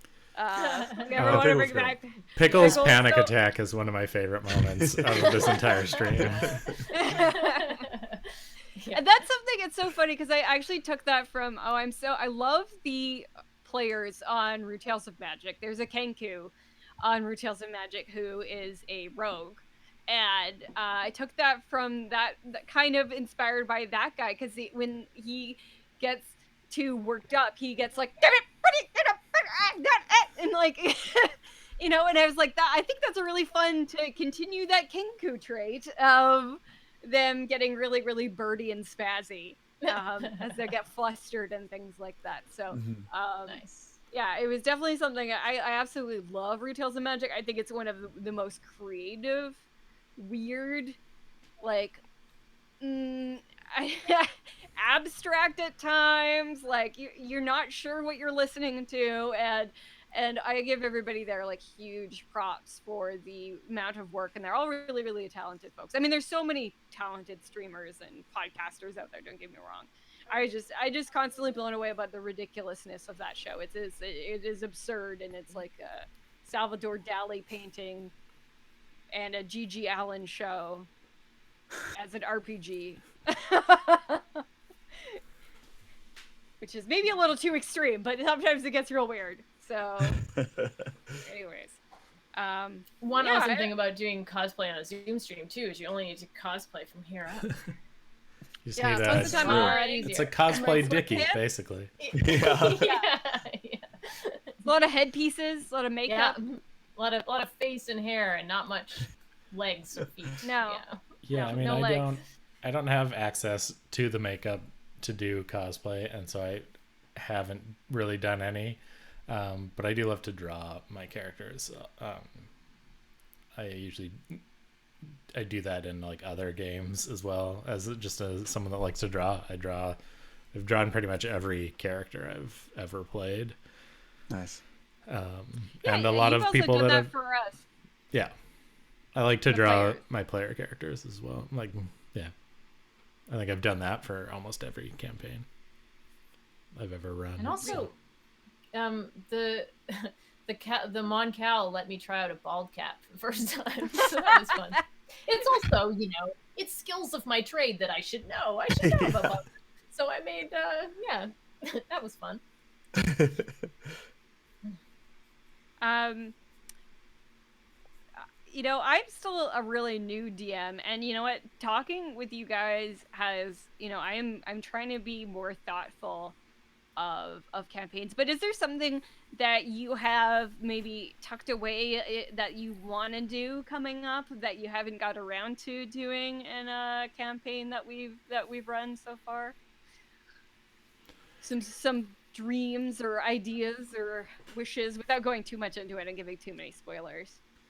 I mean, as someone that just likes to collect and read RPGs, there's just so many more that I want to play, try running. So I've got a couple of games in the pocket. That's why I'm always ready to be like, I'll run another one. I got things. Specifically for What the Quest, I mean, I would love, I really want to try Aegon. It just seems like a really cool system to run. Yeah, I think that sounded really fun. Lend itself to some good shenanigans. I'd love to run Also Tales of the Loop. awesome. It just seems like a good game. I think we need to distance from our Monster of the Week just because they're very similar, like theme wise, of like It was kids in solving November. mysteries. Yeah. It was in Um, November. It's plenty of time. I'm just thinking it's like it's only like 2 arcs ago kind of thing. Yeah. Okay. I think I'd run Aegon enough. first because I'm pretty excited for that one. Home game wise, I mean, I'm in the middle of a pretty long campaign right now, so I want to finish that and have it be Yeah, satisfying. you can't. I'm here, so you can't. I want to Spoilers. run a game I'm in here without Thursday. Taylor. Yeah. You invited me. Carmen says that too. But I think I'd probably want to do something I wish not Taylor D- was in Thrown here. under the not bus. D&D for my just next joking. home game. I don't know what it'd be yet. Are you playing 5th edition for the homebrew game? Yeah, with a lot of Yeah. homebrew stuff in there. Yeah. God's Fall. Yeah, we're using the God's Fall book, Okay. and also, but I think we're at the point where more than half the party now is using God like abilities, because everyone is playing an avatar of a god, like a god reborn. Oh. Wow, And so you have like 1 to 20th level like abilities from being a specific god, and 3 of the 5 now are actually ones that I've homebrewed because they weren't in the system. So I just have to kill off 2 more characters, and I think I can get it to 100% homebrew. I play the God of Tricks in that campaign, which is fun. I was originally into God of Invention, which was an artificer, and man, that's a hard class to play. Though it can still be really creative and fun, but it became one of those things where I was like in a camp when we were in any sort of combat, I was like, oh, and I support you. So switching to the God of Tricks has been fun so far, so I'm excited to continue and eventually wrap that up. What about Joe and Carmen? You guys want to do? I don't know. I keep thinking about how much fun it would be to do like a Cthulhu. Yeah. Like a horror comedy would be really fun. I know we just did Vampire, so yeah, but I think That would wasn't be really fun. horror though. No, it Yeah. wasn't The way we really, played yeah. it. But also, like, we're a comedy stream, so I know that the like Cthulhu wouldn't be so much horror either. It would all, but I mean, every game of Cthulhu I've ever played has always descended into hilarity at some Yeah. point, just because it's so crazy and deadly. Especially like the old one, like the D10. Dungeons and Daddies, which is another pretty decent D&D podcast. They did a few episodes where they did Call of Cthulhu, and they were playing their like granddads of the dads in the show. It's called Right. Mountains of Dadness. Nice. That's pretty good. They didn't. That's a I don't good know one. how they dealt with the fact that like if one of their characters die, if their grandparents died, how that would affect the show. But it was a pretty good example of like Fun. how to do comedy in Cthulhu because they still had like the Eldritch horror elements, but Yeah. Cool. Yeah. I also Yeah, I would love to do like a an escape game. So where like the group basically like wakes up or something within an area that they need to get out of, and there's like a time limit where they need to get out of an area rather than like going out and adventuring and doing a quest. It's like, I don't know. I like that idea of starting a group in like a high intensity situation and they need to escape from it. I think that would be really fun to do, no matter what system. yeah, I think I've like incorporated bits and pieces. I mean, I steal a lot from things I like, from media I like, and incorporate it. Yeah. I've fully had Godzilla show up in a D&D game, like, and that was great. He ended up fighting Poseidon, and then an NPC or PC that had a genie in a bottle used their wish to get Godzilla the fuck out of there. Sweet. And it all made sense in the context of the game. um, but like I've done the escape thing. We in the home game that I currently do with the run with Taylor. There was a scene where basically there were some wyverns hunting them, and they had to get across a whole expanse of tundra, and it was like basically a big race against time, and there's all kinds of sort of mechanics worked into that for like exhaustion and athletics checks, and I think it was pretty entertaining and not tedious. It was stressful. Taylor? I mean, it was supposed to be stressful. It was creative. It was good. The mechanics wise, it worked really well. Yeah. Carmen, is there anything you want to do coming up, maybe? Yeah.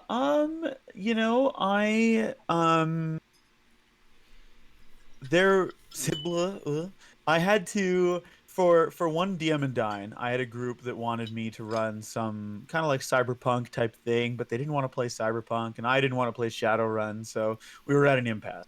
But I found the Fate core system had like a really cool cyberpunk add-on module thing, and so I had 2 weeks when they booked me, and so I bought and learned Fate for this, and I want to right off to say I love all RPGs. I think even ones that I'm not really interested in playing or running. I think a lot of them are really like great self-expressions of the authors behind them, and I think they're all like these really beautiful systems. But I was worried Fate might be a little too abstract for me and a little too like different from sort of a more I guess classic style RPG I'm used to. But I read it and I was really pleasantly surprised by how like neat it was, and so I think I'd like to run like a Fate type game. It's just a generic rule set that you can use for any sort of setting. Yeah, I played it once at a con. It was it was really fun. It felt like it could be fit into pretty much anything.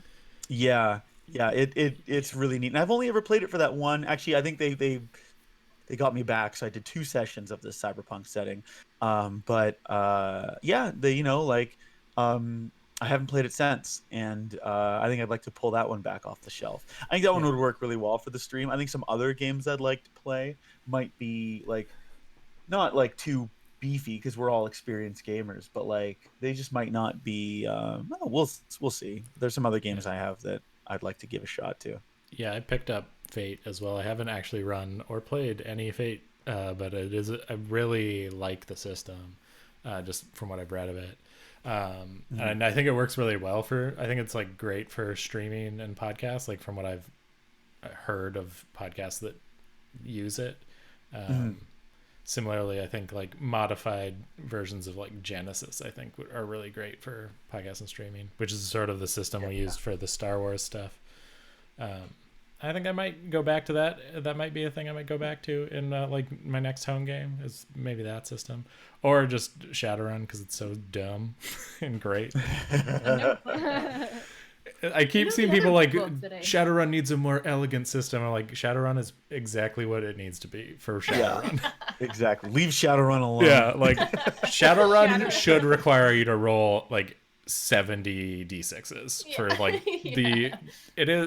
it is basically like early 90s excess in a game. And it's Right.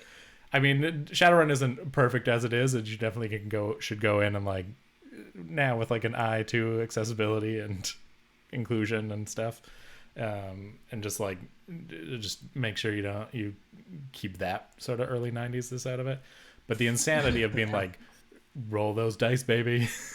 Never change that, Shadowrun. Yeah. Don't come You know at the me with other being book like a that I D20 saw- system. Don't get elegant. Yeah. Oh, Yeah. yeah, streamlined. The other book that I found on my shelf when I was just like cleaning up the other day is Fiasco. Have you guys ever Oh, yeah. played Fiasco? Yeah. Fiasco Yes. I is have never a lot played of it, and fun. I have the book, and I've never played it. I wonder if that would work for a stream. I think so. The only problem is it requires on like a dice pool that people around a table have to be able to like pull dice out of. There's like, if I remember right, there's like you have a bunch of dice in the center of the table. So I don't know how it would work remotely. Is the only problem. I wonder if there's a way to do it online. I Probably know. could be if we use like a VTT is possible. So Yeah. Fiasco is was the game we used on our one and only lost episode of Adventure EXE, and it was lost because we just never aired it because I don't think it was fault. I think it was us trying to do like a one-off with Fiasco in a podcast format. I think didn't play out like the way we thought it would. So yeah, that's the only time I played Fiasco. So I think it's worth giving another shot because it's effectively like a Coen Brothers movie, the role playing game. Yeah. And, like that's right up my alley. it's yeah, it's the yeah. least gamey role playing game I've ever played. Like it is very much more of Yeah. like you sit around a table and kind of do scenes with each other. And you like make a story Yeah. together. Yeah. Yeah. Basically. Yeah. I haven't played it. I just have the book because I was like, that sounds like a fascinating concept. I'm gonna My buy advice, this, and then I've never played it. For Fiasco, and I think kind of applies to like anyone being a player character, is Fiasco more than anything though, like don't play to win, play to have your character be a Coen character that like just fucks up the whole way through. Yeah. Very far. And if you end up through the like virtue of like how the dice, the little like the minor sway that the dice have, if you end up coming out on top by the end of it, then you come out on top by the end of it. But yeah, don't try and like, make optimal decisions. That's the most Right. Be the boring. Brad Pitt from Burn After Reading. Yeah. Oh yes, I love that movie. Yeah.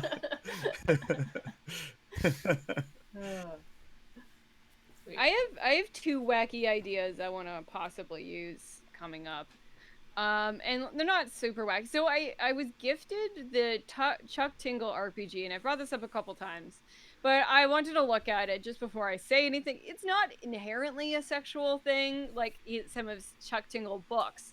The only thing is I would have a hard time finding a PDF of it, so I would have to maybe scan some of the character creation stuff or put it into a document for you guys. So I think that would be really funny because he's got a lot of like he has a whole guide to like living inanimate objects and inanimate objects, like things with faces. And I was looking at them, and some of them were just absolutely hilarious. Like a gingerbread them was one of mysterious S symbol, but like alive and sentient. The S symbol that everybody drew on their desks.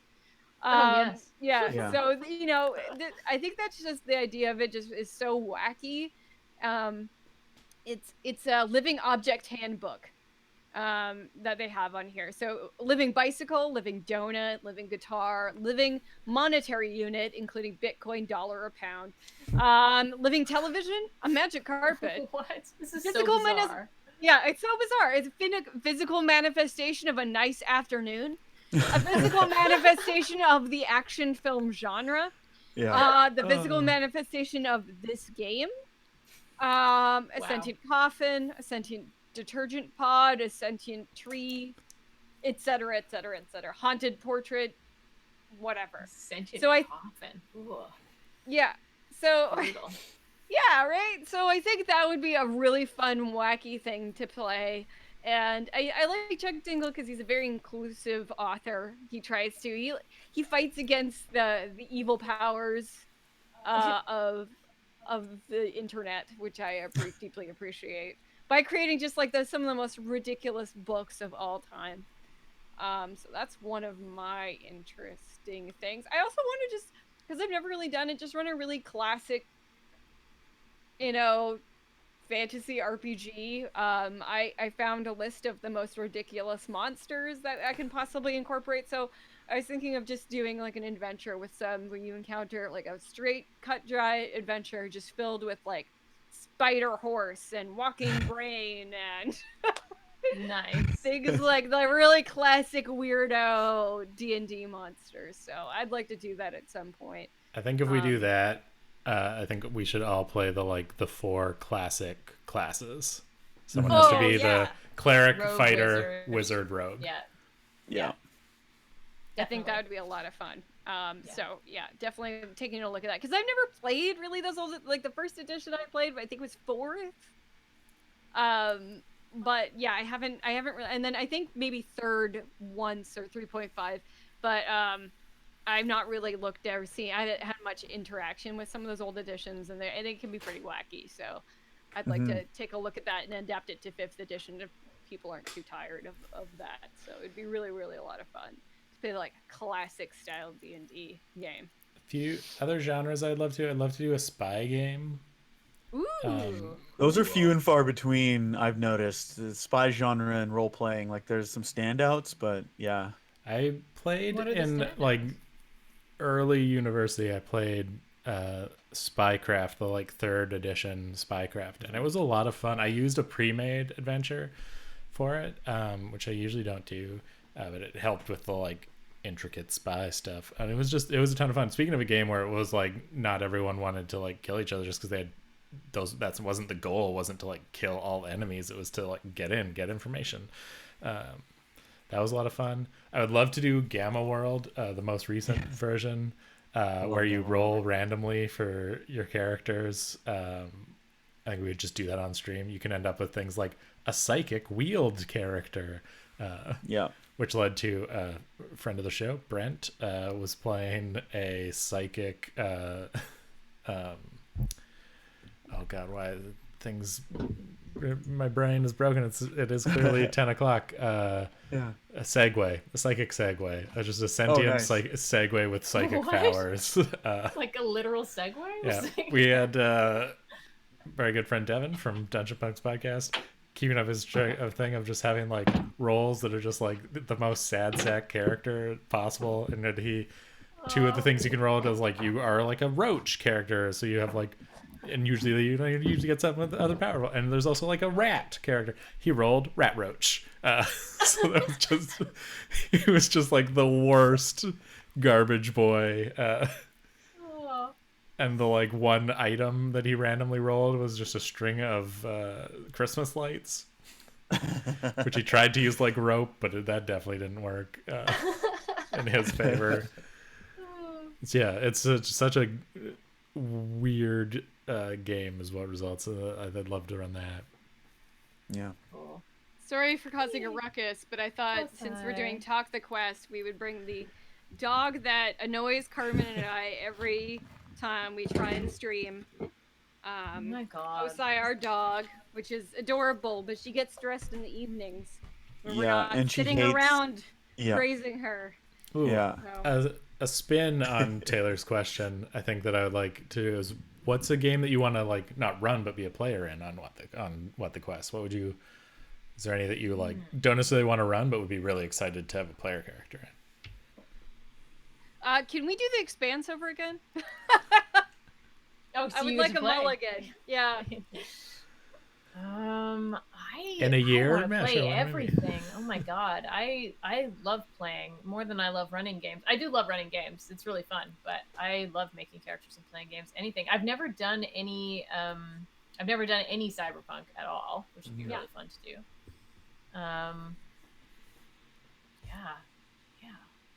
Yeah, I'd like to play in like a Call of Cthulhu game. I think that'd be really cool. I love mystery type games.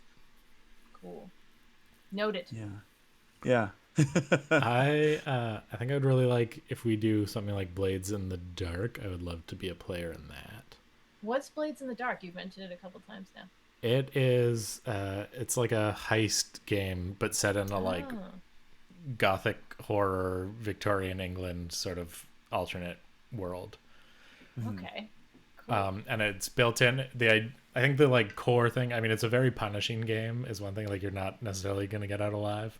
But also the real core of it is that you're not allowed to plan. Instead, the game has a mechanic for doing flashbacks. So it's to make it more like a heist movie where it's like, oh, how are they going to get out of this one? You don't like see the big planning leading up. You don't have like a session of characters being like, but what if we do this? What if we? You just get to the part where like, oh, I got to get into this window. It's like, well, I'm going to do a flashback about how like we've already like set it up that there's a key hidden somewhere. Or I found out that there's going to be a key hidden somewhere here that I can get to get into like this door. And so then you do the flashback while you're on your heist. Interesting. And it's also got lots of like weird stuff too, like, you know, everyone's eating eels and there's ghosts and you know. Cool. I think it'd be fun. I've never actually played Honey Heist or run Honey Heist, so I thought that's pretty fun. You just played play Honey as Heist once, that was bears. fun. Yeah. Yeah, any of those one page ones would be fun. We should maybe do like one like period where each week it's a different one We of us just do, does like, a a one one-off, pager. Yeah. That'd be fun. Yeah, cool. That'd Because be those fun. can usually be done like finished in like 2 hours, I'd say. Yeah. And I've run a couple of them as bonus content for Dungeon Punks, patreon.com/Dungeon Punks. Like goat crashers about goats that just want to party. Oh yes. Right. Yeah, that'd Yep. be fun. Yeah, I too. remember you telling me about that. Look Yeah. at how calm this dog is now. You son of a Yeah. bitch. Yeah. Look how she's chill sitting she on is. that. Yeah. She's not crying and whining. I mean, and is bored. that really a dog? I don't know. To Yeah. answer Sure. Obi-Wan Hodamani in the chat, we've done Paranoia on the We stream. did Yeah. Paranoia. We did a Christmas special Paranoia with Ellen guesting. That was really great. It was really That was so fun. much fun. Yeah, Paranoia is another like absolutely nuts game that Yeah. is great. I would love to try and make it work as a like full campaign in Paranoia. Oh wow. Oh Yeah. my god. Wow. I think if at the end of our one-off campaign, only Ellen and I had clones left. Everybody else had used all of them up. We were on our last ones. I mean, I think if you're doing a campaign, it'd have to be like a Doctor Who situation where it's like you only have 13 regenerations, and then you get to 13, and it's like, then surprise, we're gifting you with more. Friend computer has decided that you need more clones to finish out Finish your task. finish Yes. your task. Yeah. Oh, I mean, you guys did that to perfection. Like you embraced the like backstabbing murder of Yeah. of Paranoia. It's really good. I'd love to. I want to play more of that. Shall we wrap it up for the evening? Yeah. Yeah. Sure. I had a blast doing this. So I think we are going to do it again. Yeah. So feel free, even if we don't post about it right away, like send us questions, anything you want to know about DMing, about TTRPGs. Doesn't have to be D&D. In fact, I'd love more non-D&D questions Yeah, and you stuff. could ask us about chips or favorite, underwear brand to what we feed our Beverages. dog. Yeah, we will absolutely talk about food forever, as yeah, evidenced by the easily. beginning of the stream. So easily. You don't even have to ask us about that, and we will. So yeah, please, Carmen's top 10 favorite lamp stores in Vancouver. I'm anything not you want to picking on know. Carmen. He's just here. I love him and I get to bug him. Well, I'm Yeah. curious. We're in What's different number rooms. one favorite lamp store, Carmen? Go. I forget the name of it, but there's a great lamp store on Hastings Street in Burnaby, closer towards Beaconsfield Park, or sorry, Confederation Park, and it's just a great lamp store. It's just really big. Is it one of those ones with like the front windows just all lit up with all these beautiful lamps? Yep. I do love those stores. Yeah, it's not so much a joke because I was being somewhat serious, but I was telling Taylor one day that if nothing else worked out in life, not that lamp stores are the dead end of everything, but I could really be happy like running a lamp store. They seem very serene, very calm kind of bright places. and Bright, just full of packed serotonin. full of lamps. Yeah, you don't know like, oh, what's this lamp over here? Because it's just a mess. They're always just like cram full of lamps. They're not like a boutique lamp store. I'm talking about like an old fashioned lamp store. So you're not you're not a Lightroom guy. No. This is like Discount Ed's Lamporium. Ah, okay.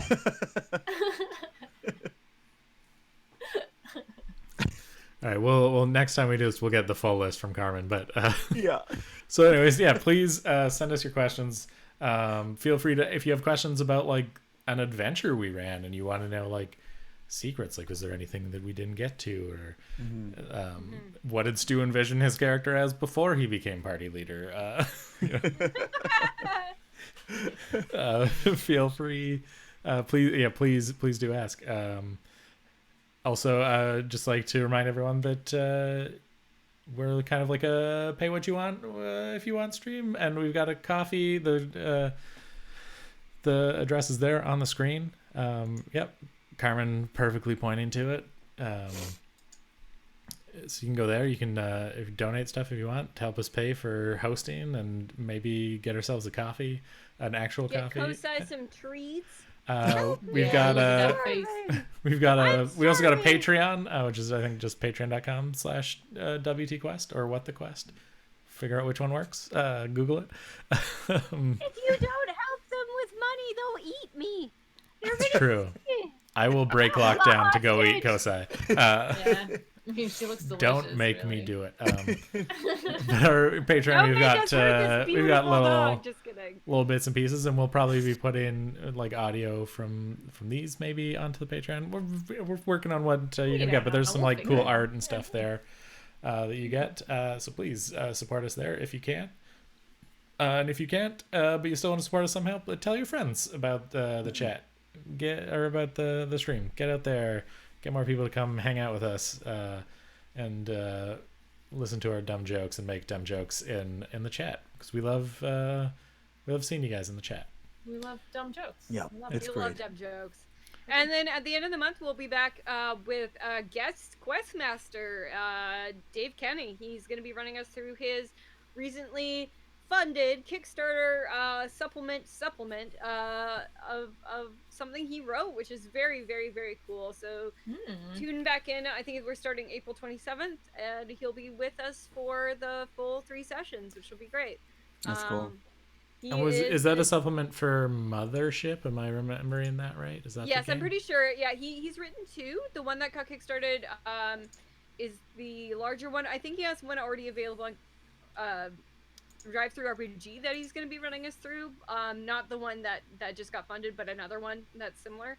So stay tuned for that, and we'll be posting all about it. Cool. Yeah, if you want to hear more of my voice, you can hear me on the Dungeon Punks podcast. The whole first season is up wherever you get your podcasts, and we've got some new bonus episodes up on our Patreon. And who knows what will be coming in the future there, but yeah, go listen to us make dumb jokes about D&D and punk music. And I also have a store where you can buy shirts, like Joanna mentioned. Shorts. Buy some shorts. Give me shorts. Buy some shorts, guys. That's just stupop.threadless.com. There's 3 shirts up there available right now. I think that's it for me. Follow me on social medias. I'm Stupop everywhere. Sweet. I'm I guess the only real thing that I can tell you to come and see is a Critical Hit show. So that's the last Wednesday of every month. Our next one is on the 28th of April. And we've been doing it for over 9 years at this point. That's incredible. At the Rio Theater. Before we were online, but now we're online, and it is incredible. Yeah, it's super fun. Last month I couldn't take part because I was doing voiceover job, and I had to rest my voice that night. But I got to be part of the audience and actually watch the show. Guys, this is a really great show. It's a really funny show. I didn't even realize how funny it was. It's really funny. So, you should come. It's at twitch.tv/Stupop.